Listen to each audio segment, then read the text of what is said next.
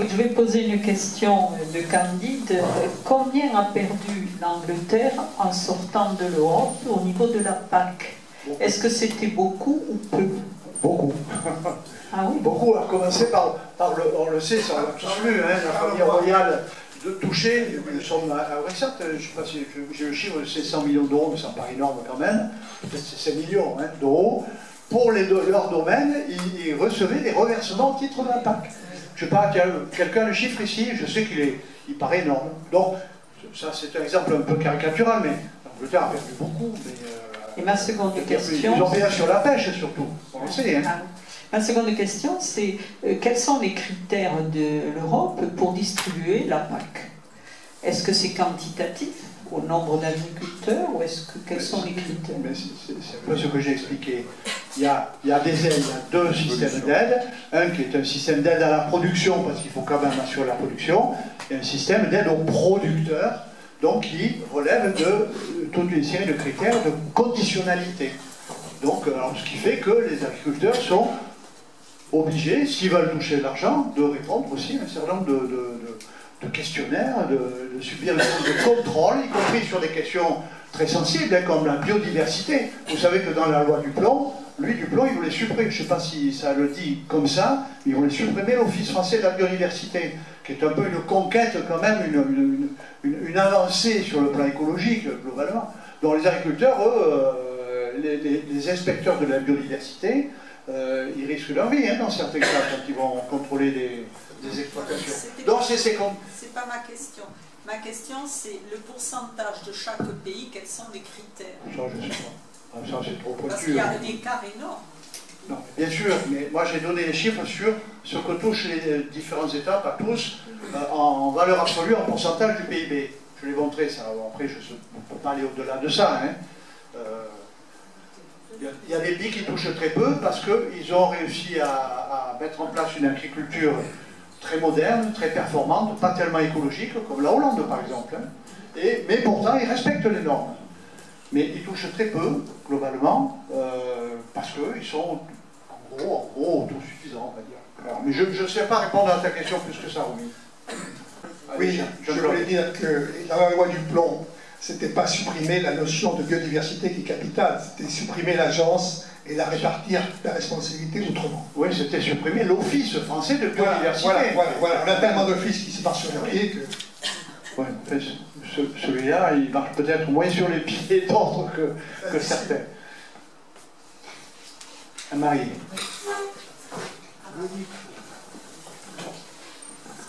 Pourquoi autant de disparités dans l'utilisation des produits phytosanitaires dans les différents pays qui composent l'Europe? Et pourquoi la persistance des élevages industriels qui sont contre le bien-être des animaux? Voilà. C'est une question que je me pose. Oui, je n'ai pas plus de réponses que certainement certains ici dans cette salle, mais d'abord, les élevages industriels, il y en a sans doute moins qu'il y en a eu, et quand il y en a des nouveaux qui apparaissent, ils sont tout de suite très controversés, alors qu'aussi ils peuvent éventuellement avoir leurs avantages.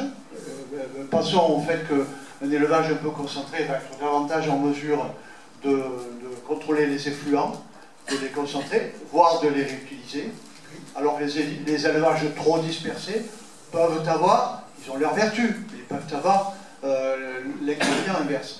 Alors, ta question c'était, redis-moi, pourquoi tant de disparités? Pourquoi tant de disparités dans l'utilisation des produits phytosanitaires dans les différents pays européens? La règle, c'est qu'il n'y a pas de disparité.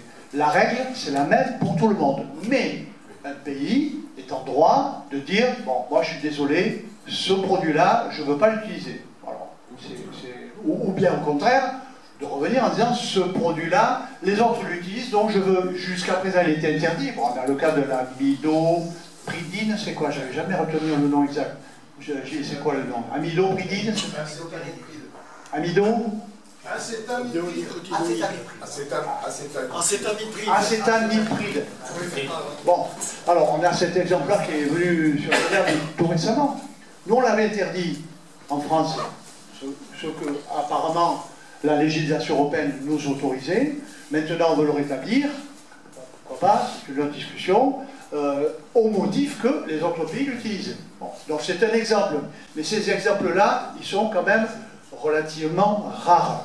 Ça mériterait certainement beaucoup de recherches et de longues explications pour montrer que, contrairement à ce qu'on pense, les distorsions de concurrence entre des pays qui s'appliquent telle ou telle règle et ceux qui ne se l'appliquent pas ne sont pas si importantes que ça. Elles existent probablement, mais elles ne sont pas si importantes que ça. C'est l'essentiel du discours des agriculteurs quand ils sont en perte de vitesse ici pour des raisons compliquées et assez générales, consiste à dire oui, comment je ne peux pas concurrencer les Espagnols, les Portugais, les Italiens, je ne sais qui. C'est vrai, c'est pas vrai. Globalement, en tout cas, moi je rappelle juste ce qui est à mon niveau, je ne peux pas dire plus. La règle, c'est l'application de références communes, de normes communes pour tout l'ensemble des producteurs, avec des aménagements qui peuvent relever soit de la volonté d'un État membre, mais qui doivent faire l'objet d'une autorisation au niveau européen, soit parce que ça correspond à une situation particulière de production, de climat, de terroir, je ne sais quoi. Jean-François. Oui, je voulais juste te dire que tu disais qu'il y avait, que le Royaume-Uni a perdu beaucoup en quittant l'Europe. Or, le Royaume-Uni donnait autant à l'Europe qu'elle touchait. Donc je ne vois pas comment il pouvait perdre. Il donnait plus. Il donnait plus. Non, il donnait la même chose, puisque il donnait c'était la grande règle de Thatcher, give me my money back. C'est-à-dire qu'ils avaient obtenu de l'Europe qu'ils étaient à l'équilibre. Étant à l'équilibre, évidemment, ils ne peuvent pas perdre. C'est pas possible. Enfin bon. Non mais si, alors ça c'est la vision strictement, extrêmement étroite et étriquée et monétariste qui consiste à dire, ce que j'ai rappelé tout à l'heure, on donne de temps en contribution de notre État au budget européen et on reçoit tant en subvention. Mais les bienfaits de l'Europe, ils vont infiniment au-delà de simples calculs en milliards. Alors le Royaume-Uni était contributeur net, oui, comme l'est l'Allemagne qui est le principal, oui, on la France. La France est contributeur net dans 35 milliards. Et l'Italie. Tous les grands pays sont contributeurs nets. Tous. Tous les pays de l'Ouest sont contributeurs nets. Même l'Espagne est devenue contributeur net maintenant. Si on ne calcule, si on ne recherche que ce chiffre. Mais ce chiffre-là, il n'a aucun sens. Alors, il n'a aucun sens peut-être pour toi, c'est possible. Mais pour moi, ça a un sens parce que quand tu dis qu'il y a des bienfaits énormes, mais le Royaume-Uni a continué à exporter et à importer vers le marché européen. C'est pas du jour où on quitte l'Europe, tout disparaît. Ils continuent à travailler, ils continuent à fabriquer, ils continuent à exporter et importer. Donc je ne vois pas très bien où sont les grands bienfaits qu'ils ont perdus. Du moins, eux ne le sentent pas. Écoute, alors, ben bon, c'est pas la question. Mais... Si, c'est la question. Quand on quitte l'Europe, on n'est pas forcément perdant. En tout cas, c'est pas ce que pense l'opinion publique en Angleterre, hein, qui se vend drôlement les doigts. Mais bon, c'est un autre sujet. Mais oui. Ce qui est vrai, donc, tu rappelais l'histoire de l'affaire de Thatcher, le Conseil européen de Versailles, 1984. Allez, moi, mon débat, on se souvient tous de ça.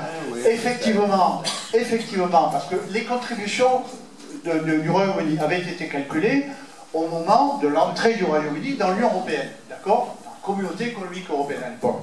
Donc en 1973, on ne savait pas trop. Chemin faisant, il s'est avéré qu'ils ont considéré qu'ils payaient trop, et visiblement, les autres pays européens de l'époque, nous n'étions à l'époque que 10, si je ne me trompe pas, la Grèce, le Royaume-Uni, en 84, on était combien? Les Espagnols n'étaient pas encore là. On devait être 12. Donc les autres pays européens ont été d'accord pour considérer qu'effectivement ils payaient trop de contributions au budget. C'est de ça qu'il s'agit par rapport à ce qu'était leur capacité réelle. Donc ils ont abouti à un accord, c'est tout. Et Mitterrand lui-même, la France était présidente du Conseil européen, lui se met sur le président du Conseil de l'Union européenne à ce moment-là, de la communauté économique européenne plutôt. Et Mitterrand lui-même a posé pour qu'effectivement on rende un peu d'argent aux Britanniques. Et ça a réglé le problème. Dominique, oui. Oui, au cours de votre dialogue, vous avez changé de sujet et du coup, au départ, tu parlais de la perte des agriculteurs et il a parlé du bilan financier global au niveau national. C'est pas du tout la même chose. Les agriculteurs britanniques, c'est un fait, sont très remontés contre le Brexit maintenant, alors qu'ils l'avaient exigé. Ça c'est clair, les sondages le montrent. Ils ont beaucoup perdu. Les agriculteurs, les pêcheurs. Oui, parce que ne serait-ce que les droits de douane, etc., il y a eu beaucoup d'inconvénients en fait. Voilà.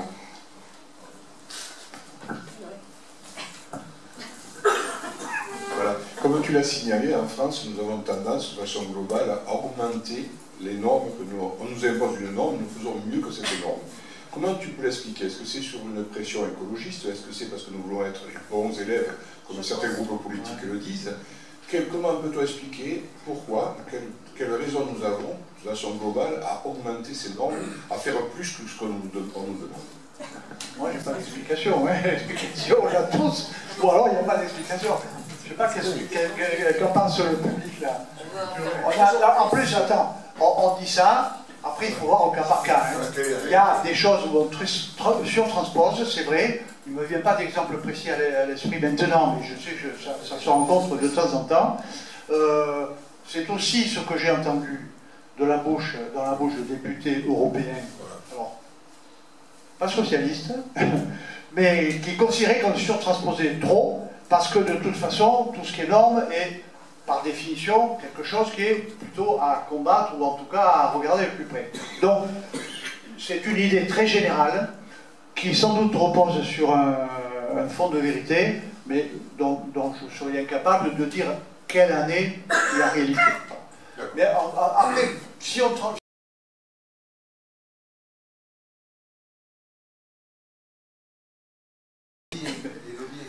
c'est du civisme. Et c'est pour être modèle dans un sens de l'écologie. En tout cas, on est... en France, on est quand même plutôt acquis à une certaine rigueur administrative, qui est moins dans la culture d'autres pays. Donc, il y a peut-être un élément d'explication de ce côté-là. Et la rigueur administrative, ben, oui, elle a ses vertus et ses inconvénients, sans doute. Un des objectifs de la PAC que tu as signalé, c'était l'amélioration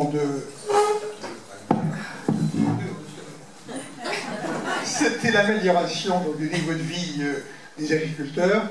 Aujourd'hui, on assiste à une paupérisation d'une partie des agriculteurs qui est relativement importante et prouvée.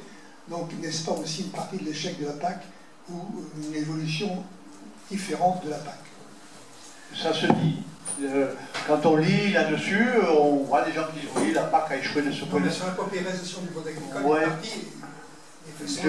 Il faut le prouver. Il faut le prouver, il faut le mesurer. C'est certainement vrai pour des régions, pour des productions, pour des catégories. C'est certainement vrai pour certains profils d'agriculteurs. Je serais étonné que ce soit vrai globalement. Mais il y a des poches de paupérisation, très certainement. Oui, ça, on ne peut pas le dire. Mais, notamment, moi je suis d'une ville qui est une petite ville dont la vocation agricole se maintient malgré tout, qui est autour de la viticulture principalement. On a vu des viticulteurs qui n'ont pas su s'adapter, qui n'ont pas su prendre le virage de la mécanisation en temps utile, par exemple. Alors, après, on peut aussi faire pour le folklore du laboratoire. Hein. Mon propre cousin, quelques-uns sont venus sur le domaine familial passer les journées une fois. Mon propre cousin, à un moment donné, il faisait du laboratoire parce qu'il faisait de la formation pour des agriculteurs africains. Et donc, ça avait évidemment une autre signification. Mais disons que ceux qui n'ont pas été capables de prendre le virage de la modernisation de temps utile, ben, ils peuvent se trouver en difficulté. Alors, il y a une chose que je n'ai pas mentionnée. J'aurais dû le faire, mais il fallait l'intégrer dans mon exposé, c'est le virage de la modernisation, des nouvelles technologies. Entre autres, j'ai trouvé, je ne sais même plus où j'ai trouvé cette revue, Biotechnologie végétale, info, un petit bulletin. Rester à la traîne. Les biotechnologies végétales, pour certains écologistes, le terme même de biotechnologie est une énormité. Je pense qu'ici, on sera assez d'accord, on peut en discuter, mais on sera assez d'accord pour considérer que les nouvelles technologies nous offrent une palette d'outils et d'instruments qui peuvent nous permettre de conserver la productivité satisfaisante dont nous avons besoin pour assurer nos approvisionnements, tout en assurant également ce virage écologique, ce virage environnemental sans lequel l'agriculture, effectivement, est condamnée. Alors, tout le débat, il est autour de ça. Et le défi de l'Union européenne, c'est d'arriver à naviguer entre tout ça. C'était l'exposé brillant de Thierry Hardy. L'exposé brillant de Thierry Hardy. Et ce document-là, c'est... Ah oui, d'accord, oui, effectivement. Bastien. Oui, j'avais une question. Ouais. Parce que là, on parle d'approvisionnement. Attends une seconde. Je suis tout seul. Concernant la situation des agriculteurs, on ne parle pas non plus de la distribution, qui a l'autre côté de la barrière, parce qu'on parle de la production, c'est important, mais pour vivre, il faut pouvoir aussi vendre. Et est-ce que la PAC adresse une partie de ça? Parce que entre le marteau et l'enclume, on a bien défini l'enclume, mais est-ce qu'on a défini le marteau aussi, quoi? Bon, juste une remarque un peu ironique de ma part. En français, on ne dit pas adresse, traite. Ouais, désolé. Adresse, c'est en anglais. Moi, je fais la chasse aux anglicismes inutiles. À ce moment-là, durabilité, c'est bien français, pas sustainability. Et la traduction anglaise. Oui, on a gardé durabilité. Alors, est-ce que la PAC traite la question de la distribution? Parce que ce sont des deux côtés, quoi, les agriculteurs, forcément. Moi, je serais tenté de répondre que si elle le traite, c'est de manière certainement occasionnelle. Parce que c'est pour l'essentiel, ça relève de systèmes de distribution qui portent la marque d'une culture, d'une organisation générale. Le souci que les consommateurs puissent accéder à des produits de qualité à des prix acceptables, il est tout à fait réel. Rappelons-nous quand même, non, je n'ai pas donné ce chiffre-là, la part de l'alimentation dans le budget d'un ménage moyen en France, dans les années 60, il était autour de 30 à 35%, un tiers. Aujourd'hui, c'est la moitié. Et ça, c'est grâce à la politique agricole commune et, bien sûr, des évolutions d'ensemble, de fond, que la politique agricole commune a tantôt initié, tantôt accompagné et tantôt favorisé, accentué. Donc, si tu veux, tout ça, ça va dans ce sens-là. C'est des effets induits. Mais dire que la politique agricole commune a, de manière concrète et précise, le souci de veiller à ce que chez Carrefour, on trouve le lait à ce prix, etc., pas spécialement. Sauf dans l'histoire du beurre de Noël. Je reviens sur le débat. Donc, une question a été posée tout à l'heure. C'est Jean-Luc qui a posé la question donc, de la surtransposition, enfin, ce qui est dit, effectivement, de la surtransposition dans le droit français des normes européennes. Alors, je dirais que conjointement, à côté de ce constat, parce que c'est vrai qu'il y a des fois où c'est constaté, le droit et la justice, évidemment, est envahi à juste titre. Elisabeth, oui. Ça serait bien que... Pardon. Là, on voit ta chevelure. Ah bon, alors, tu vois, c'était ce qu'il fallait faire. Voilà. Face caméra. Voilà, face caméra. Donc, oui, le droit est un lieu de contestation permanente, justement, des éventuels écarts, sauf si elles sont totalement reprises au niveau de la politique française et des normes françaises, mais donc le droit est un lieu de contestation très important. Et entre autres, la justice se voit saisie de très très nombreuses plaintes dans ce gap dont tu as parlé entre le moment où était dictée une directive européenne et le moment où elle est transposée dans le droit français.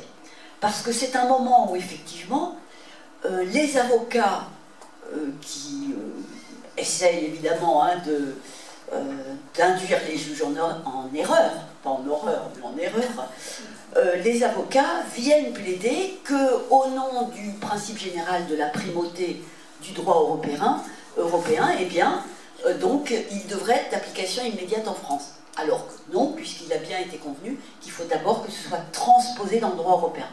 Voilà, mais d'une manière générale, pardon, dans le droit français.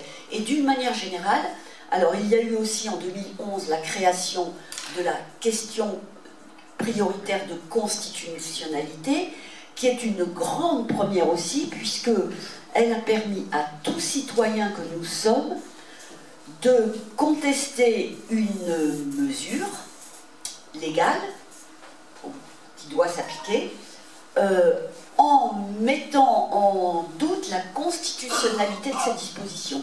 Donc c'est également ce qui prospère beaucoup comme type d'argumentation pendant cette période donc, où le droit et la justice sont saisis. Alors, deux choses importantes. Donc peut-être surtransposition et droit très effectif.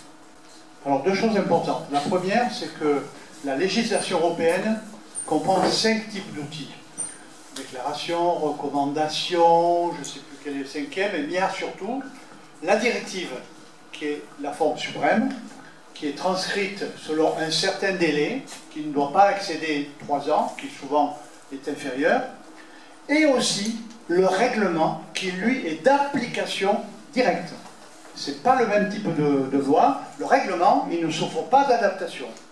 Il va souffrir après coup des interprétations, des contestations, des recours, mais il est décrété d'application immédiate.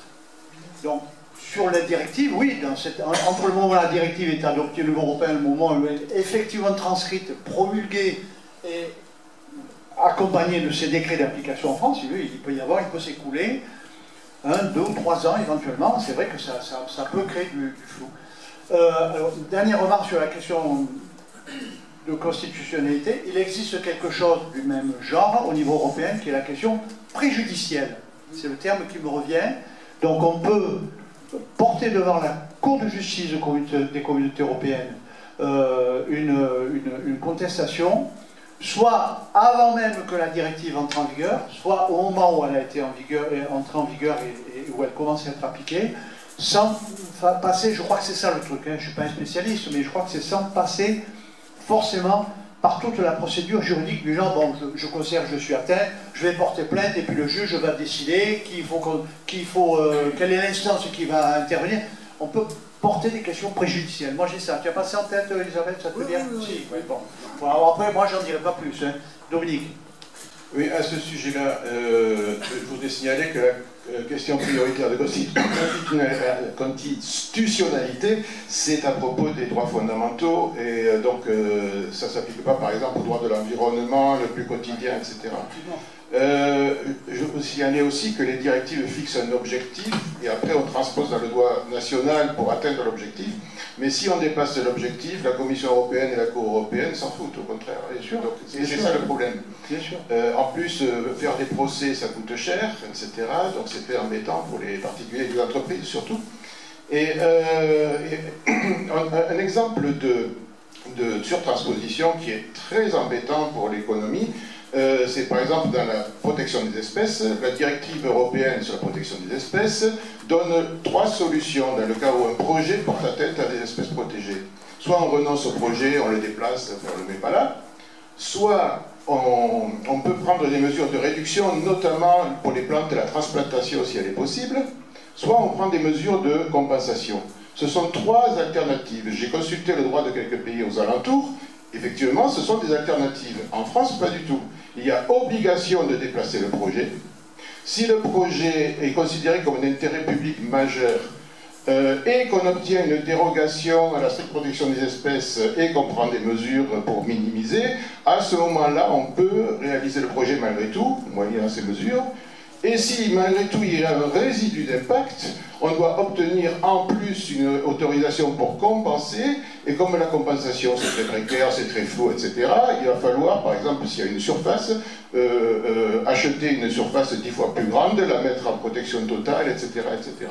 Donc le droit français est énormément plus restrictif que le droit européen concernant la protection des espèces, contrairement à une légende, quoi. Et c'est spectaculaire, vraiment, c'est très très très emmerdant. Alors, je sais que tu parles d'expérience, mais c'est d'autant plus curieux que, justement, la France a été plusieurs fois épinglée pour non-respect de la directive oiseaux. Tu vois, alors, l'exemple que tu donnes, dans le sens contraire, mais pourtant, alors, peut-être qu'on pense, je sais pas moi, des trucs genre chasse à la palombe ou des trucs comme ça, c'est possible, hein. Mais, bon. Enfin, bon, tu vas me donner un exemple qui, je crois, est intéressant. Oui, mais bien sûr.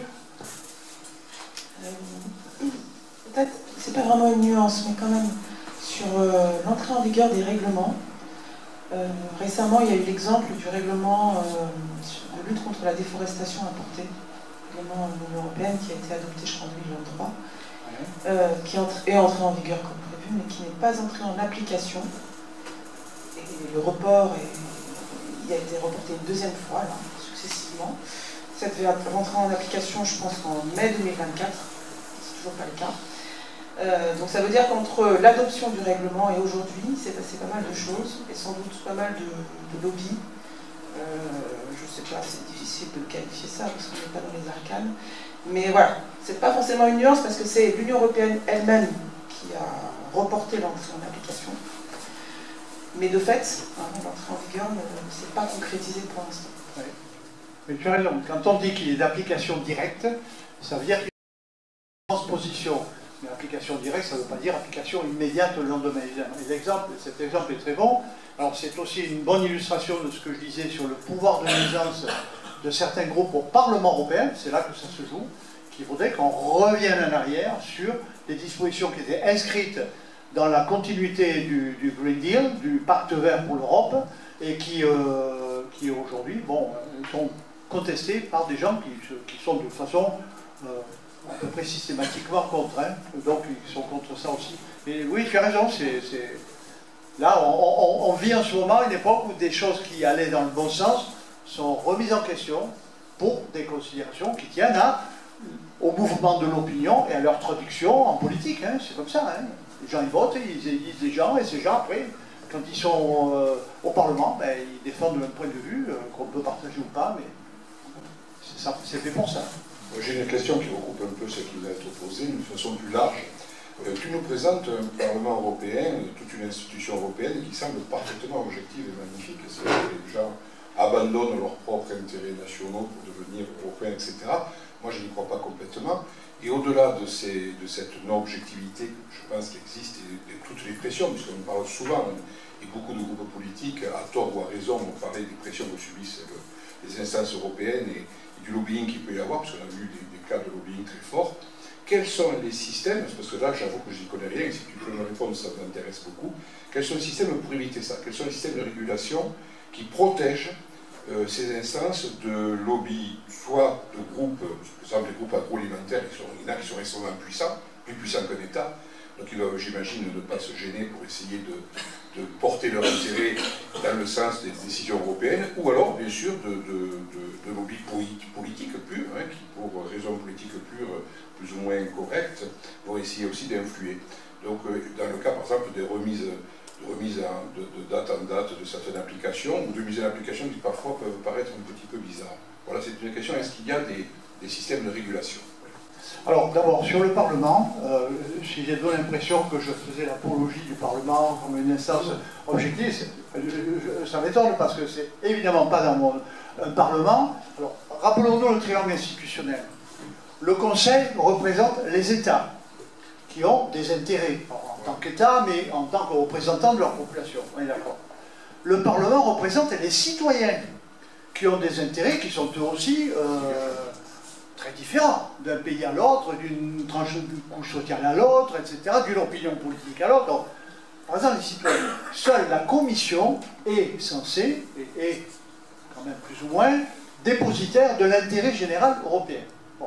Donc le Parlement, il représente les citoyens avec toutes leurs contradictions. Et donc, quand tu votes, on a voté en 2024, eh bien, tu as un Parlement avec qui présente une certaine configuration politique, et ça aboutit à toutes sortes de choses. Maintenant, sur la question des lobbies, ça c'est un truc qu'on entend aussi très très régulièrement. Je crois pouvoir dire, mais ça demande, il faudrait que je puisse creuser pour donner des éléments de preuve, mais que s'il y a un espace politique qui est particulièrement protégé contre les lobbies, c'est bien l'Union européenne. Les lobbies, c'est parfaitement admis, c'est reconnu, ils font l'objet d'un enregistrement, d'une inscription, d'un contrôle, enfin il y a toutes sortes de règles, et à Bruxelles et à Strasbourg, qui font que les lobbies sont, autant que faire se peut, plus contrôlés sans doute qu'ailleurs. Maintenant, ça n'empêche pas, comment veux-tu empêcher une Rachida Dati de se faire acheter par les Azerbaïdjanais, comme disait les Azerbaïdjanais, je parle pas de maintenant, par l'Azerbaïdjan pour défendre les intérêts de l'Azerbaïdjan. Bon, après, elle se fait payer après coup. Bon, il y a quelques scandales, mais les scandales, ils sortent, c'est une bonne chose. Ils sont soulevés souvent par des gens qui sont, je pense à mon journaliste préféré, Jean Quatremer, qui couvre l'Union européenne pour Libération, un excellent journaliste. Alors, Alors lui, quand il y a des trucs, il est vent debout, là, hein, il y va vraiment pas avec le dos de la cuillère. Et y compris quand Ursula von der Leyen fait des faux pas, lui, le premier à la critiquer à mort. Donc, c'est une bonne chose. Mais l'Union européenne fonctionne dans une grande transparence. Donc, c'est la seule manière de régler la question des lobbies, qui est une question qui a toute sa légitimité, hein, qui n'est pas un lobby à sa dimension. Tout le monde n'est pas un lobby en tant que personne physique, mais participe à une association, un parti, une municipalité qui est un lobby en soi. Christian, tu voulais dire quelque chose? Une toute petite chose à propos de Jean Quatremer. C'est un journaliste excellent, très compétent et surtout très honnête, ce qui est loin d'être le cas de beaucoup d'autres journalistes. Alors, puisque j'ai le micro, je le garde un instant. Mais pas face caméra. Non, non. Je pense que, d'abord, ton exposé, bravo. Ça montre que tu as une connaissance très approfondie des questions européennes. Moi, ce n'est pas mon cas spécialement, sauf sur la zone euro, particulièrement, et sur les questions monétaires. Et moi, ça me fait peur, d'ailleurs, la situation de la zone euro est catastrophique d'une manière générale. La question que je me pose, c'est est-ce que l'Europe profite, depuis que ça a démarré, de la phase de mondialisation? Parce qu'il y a un problème de souveraineté, un problème de survie même, parce qu'on parle de normes, on parle de directives, de surexposition, etc. C'est vrai. Le mot de régulation que Jean-Luc a utilisé est au cœur de ma problématique personnelle. Je me demande si on ne va pas mourir d'un excès de régulation par rapport à ce qui se passe ailleurs. En plus, on n'a jamais pris le parti d'une fédéralisation plus marquée. Le budget européen est de 1% du PIB européen. Des fois un petit peu plus. Le budget... Le prochain, il est prévu qu'il soit 1,21, ce qui est un énorme progrès. C'est pour ça que je disais... Là, il est à 1,01, je crois. Un peu plus de 1 ou un peu moins de 2. Le budget fédéral américain est de 24% du PIB américain. On comprend donc la disproportion. Les spécialistes en la matière estiment qu'il faudrait au moins que le budget européen représente 12% du PIB européen pour que ça veuille dire quelque chose. Donc les problèmes que l'on rencontre au niveau européen sont pour moi incommensurables par rapport à la situation internationale actuelle, surtout avec la vassalisation qu'impose Trump par rapport à l'Europe. Si je peux, là, je vais peut-être exprimer un peu plus quelque chose qui est mon engagement et de mon opinion personnelle. Il est certain, je suis président de la Maison de l'Europe de Nîmes, qui est une instance qui a un label qui s'appelle Europe Direct, donc qui lui fait obligation à laquelle on se plie bien volontiers, de répercuter, de donner des informations et surtout d'animer des programmes. On fait de l'Erasmus, bon, moi je suis en Pologne la semaine prochaine pour des choses comme ça. Mais là, on est dans une relative neutralité. Je suis aussi président de la section du GARD du Mouvement européen, qui est une organisation transpartisane, fédéraliste. Donc nous, ce qu'on promeut, ce qu'on essaie de faire valoir, c'est la nécessité d'aller vers cette Europe fédérale, bien entendu, mais on marche un peu dans le désert, mais aussi ce qu'on ne manque jamais de faire, c'est de montrer tout ce qui existe déjà et qui est précieux et qui est de l'ordre d'une Europe fédérale, à commencer par l'euro, avec tout ce qu'on peut en dire. On n'a plus de monnaie nationale, on a une monnaie fédérale. Ça nous en rapproche.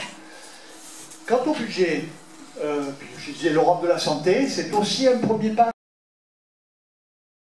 Commune, ça a été un élément de fédéralisme. C'est pour ça qu'on peut considérer, comme le faisait Éric Andrieux, que je citais, que revenir à des plans stratégiques nationaux qui ont chacun sa légitimité et ses objectifs, c'est peut-être une manière de réétatiser abusivement. Bon, passons. Je reviens au budget. Alors le budget, on est bien d'accord qu'il est trop faible, mais je pense que si les choses continuent comme ça, ne serait-ce que les impératifs de défense vont nous amener à augmenter le budget.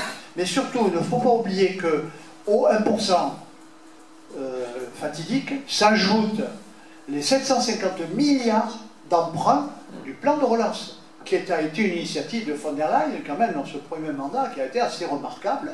Et ces 750 milliards, ils coulent toujours, hein, ils circulent toujours dans les tuyaux.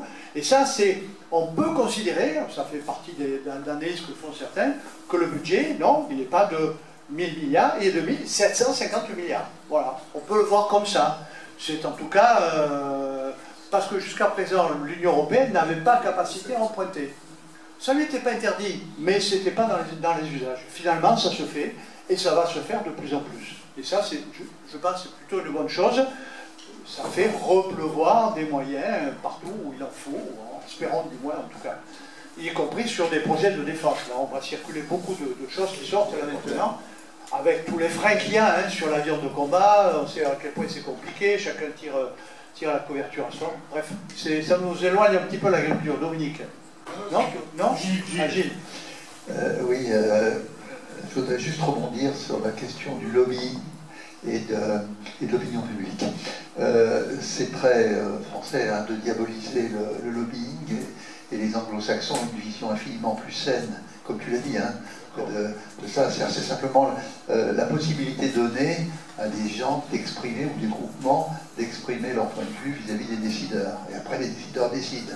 Et comme dans un système où tout est sain et où tous les lobbies peuvent s'exprimer, il y a un équilibrage hein, avec des lobbies contradictoires. Et après, les décideurs, son boulot, c'est de décider. Le problème, c'est que souvent, on confond lobbying et corruption ou pratique illégale. Or, ça n'a rien à voir. Hein. La corruption, elle est complètement condamnable. Le lobbying, au contraire, est parfaitement sain.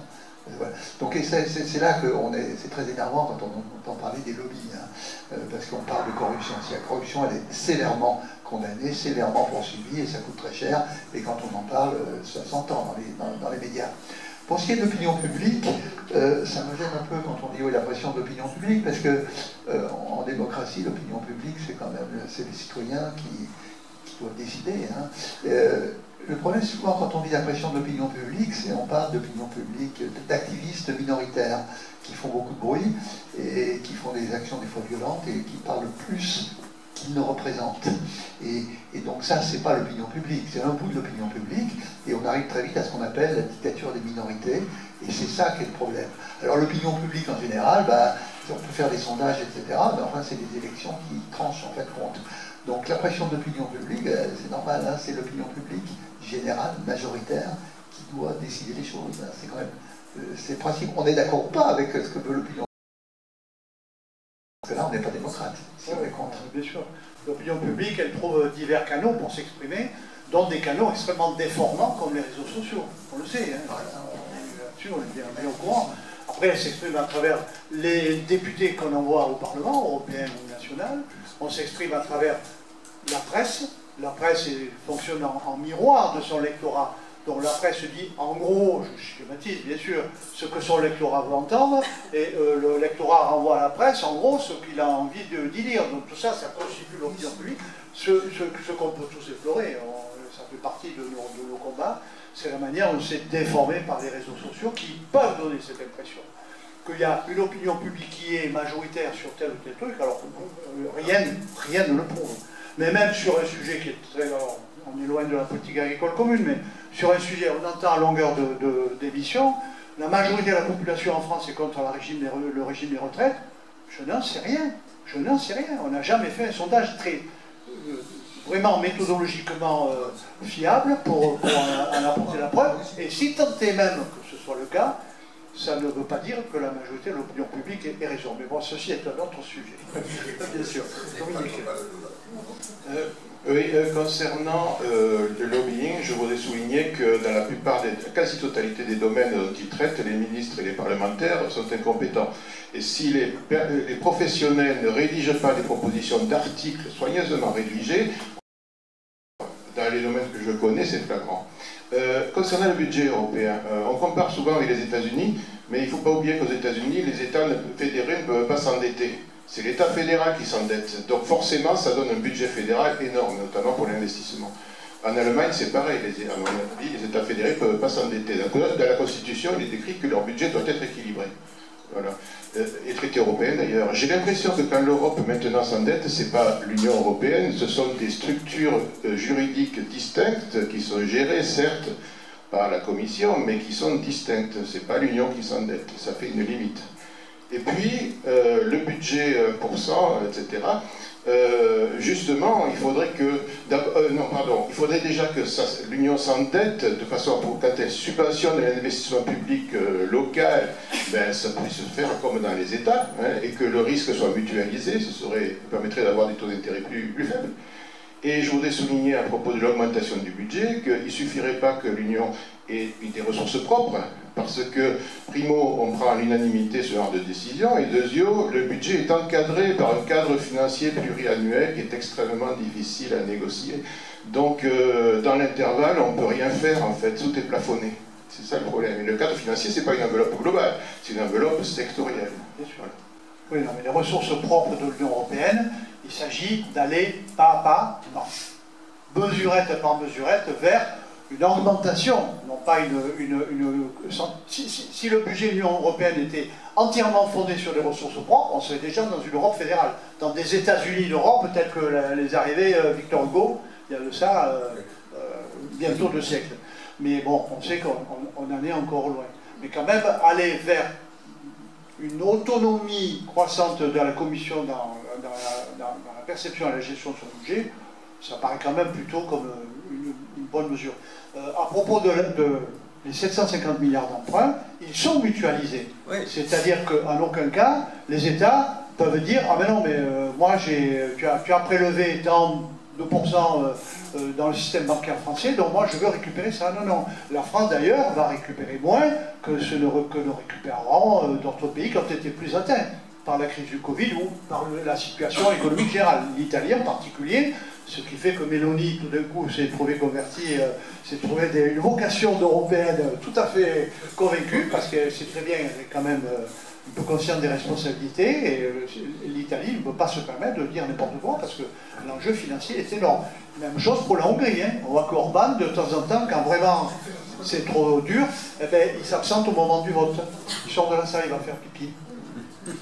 Ça, il n'est pas obligé de voter contre, et ça passe. On l'a vu sur l'Ukraine, on l'a vu une fois de ça. Jean-François. Oui. J'ai l'impression que tout ton raisonnement est sur une Europe fédérale. Est-ce que les Européens, le peuple, l'ensemble des Européens, les citoyens, sont d'accord avec toi?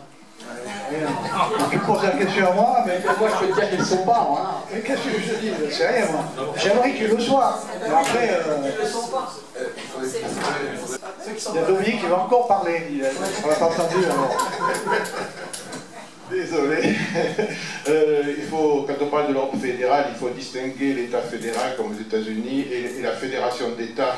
Et c'est pas la même chose. Dans une fédération d'États, en fait, une décision est prise par une majorité, large majorité d'États et de la population, par exemple. Alors que dans un État fédéral, le niveau fédéral, il est indépendant des États fédérés et il décide de son côté. Il peut y avoir une contradiction totale. Donc là, quand on parle d'Europe fédérale, on pense à ce qui était effectivement un rêve des fondateurs. Il faut quand même pas le nier. Hein. D'ailleurs, la communauté du charbon et de l'acier, c'était véritablement un État fédéral. La décision était prise au niveau européen uniquement. Mais ce qui a suivi, ce n'est pas le cas. Ça tend vers une fédération d'États, ce qui n'est pas la même chose. Alors, il faut quand même rappeler aussi que parmi les éléments de fédéralisme qu'il faut toujours souligner, le fait que la majorité des décisions soient prises à la majorité et non plus à l'unanimité. Donc c'est une majorité des États et une majorité de la population, c'est des majorités, c'est des ratios, une majorité qualifiée, 65% de la population, 55% des États, si je ne me trompe pas.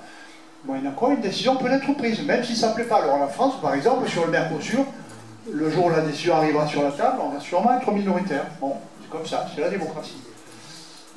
Et donc on a là des éléments de fédéralisme. Hein.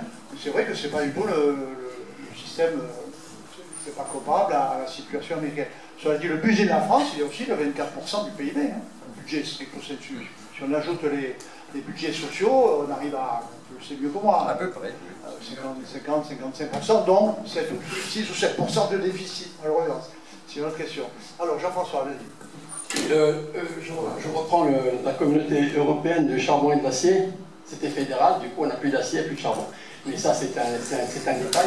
Simplement, je voulais préciser quand même après ce constat, c'est que quand on parle de budget, quand on parle d'argent, quand on parle de marché étranger comme le Mercosur, à chaque fois qu'on veut exporter, tu l'as dit très bien, il faut également importer. Ce qui fait que c'est une somme nulle. Et je ne vois pas comment une somme nulle peut nous apporter quelque chose. Je crois qu'il vaut mieux produire plus proche, produire chez soi, plutôt que d'aller acheter pour revendre et faire des échanges qui, au bout, est une somme nulle. Si la somme n'est pas nulle, ça met en danger l'avenir, parce que si le marché est déséquilibré, à terme, ça crée des déficits. Mais quand on parle des États-Unis, tu n'as pas l'air d'aimer particulièrement Trump, tu as le droit, mais disons ça concerne d'abord les Américains. Et ensuite, les États-Unis sont déficitaires.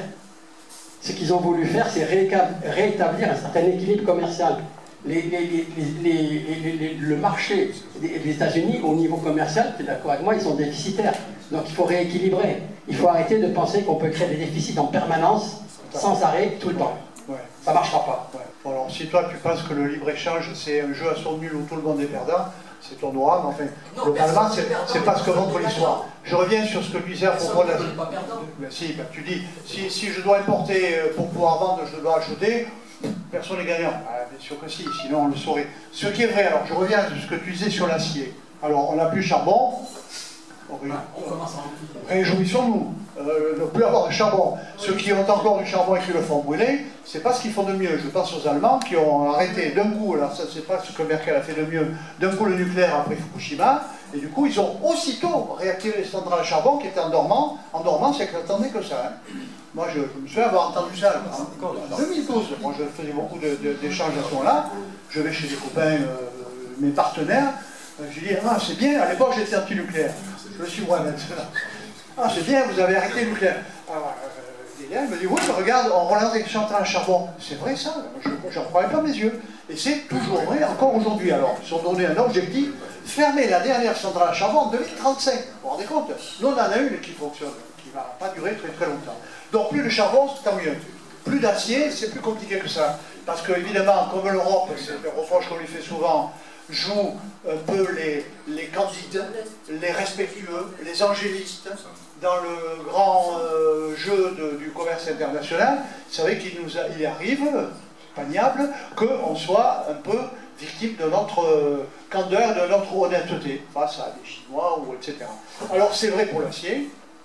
L'acier de l'origine européenne, et notamment en France, mais pas que, est en grand danger. Or, j'ai lu la semaine dernière que Stéphane Séjourné, qui est le commissaire français à l'industrie, avait pris des dispositions extrêmement dures en disant, alors la phrase c'est choc, hein, j'assume les positions de Trump sur l'acier, c'est-à-dire on va mettre 50% sur l'acier chinois et sur l'acier indien. Pourquoi?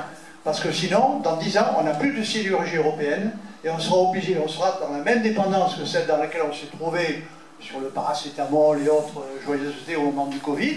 Donc pour éviter ça, il faut revivifier la sidérurgie européenne, française entre autres, qui n'est pas morte mais qui ne fonctionne qu'à 70% de ses capacités.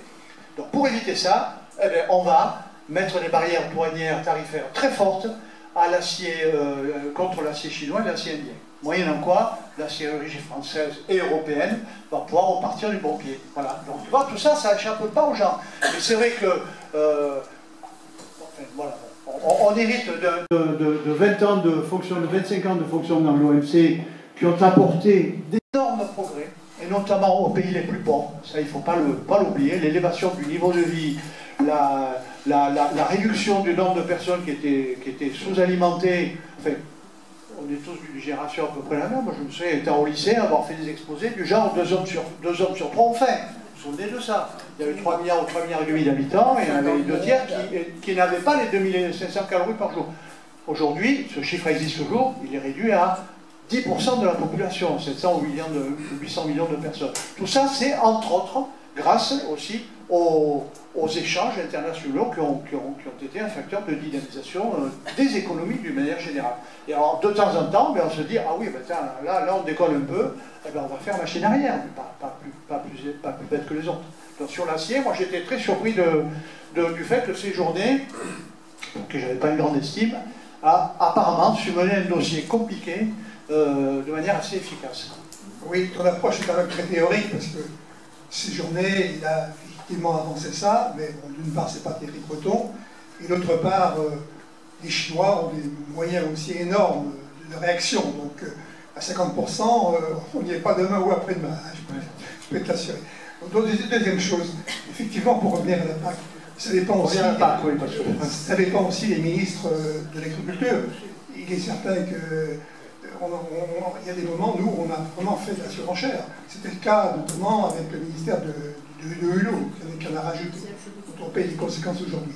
Et puis, il y a parfois donc, des directives qui sont mal comprises. Quand on a parlé de 4% de terres jachères arables, là, effectivement, ça passait très mal. D'ailleurs, il y a des marches arrière qui ont été faites après.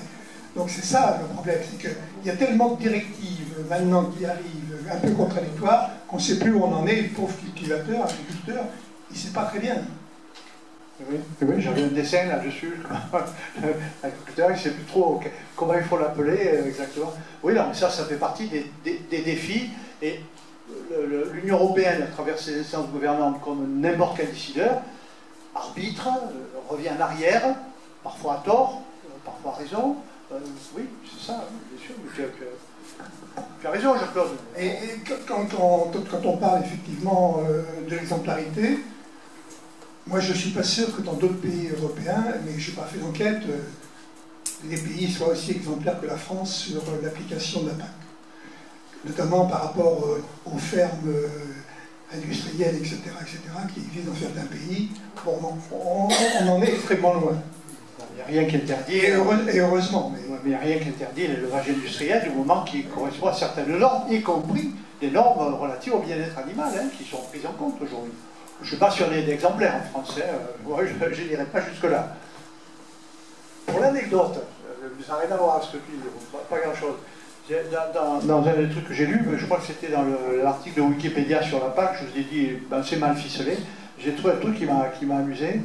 À l'époque où on était, au lendemain, c'était la fin de la PAC ancienne méthode avant la réforme de 2003, la prime, la subvention la plus importante qui a été touchée au titre de la PAC, c'était une subvention de 804 000 €, et ça a été touché, vous savez par qui? Par une société anonyme produisant du riz en Camargue. Je crois me douter de qui il s'agit, parce que quand je vais de Beauvert vers Arles, à côté de moi, à gauche, là, il y a les énormes silos de Madal, et je ne serais pas étonné qu'il ait avoir... Alors, s'il a touché cette subvention, ça veut pas dire qu'il a touché indûment. C'est pas lui qui t'en cause. Mais c'est énorme quand même. Hein. C'est pas lui qui t'en cause. C'est pas lui qui... Non, c'est juste pour l'anecdote, je dis bien. C'était la plus importante subvention, et ça date de 2004. Mais ensuite, la réforme de 2003. Comment? L'époque aussi, on voulait relancer la culture du riz en France. Oui, c'est vrai, c'est vrai. Mais du coup, la PAC a permis ça. Là, peut-être qu'il faut faire marcher la règle. Voilà. Je fais attention à l'heure, vous savez, s'il n'y a plus de questions, si on arrête un petit peu plus tôt que prévu, c'est pas mauvais. Et Elisabeth a plein de choses à nous dire. Bon, alors d'abord, merci Jean-Luc. Voilà, donc c'était...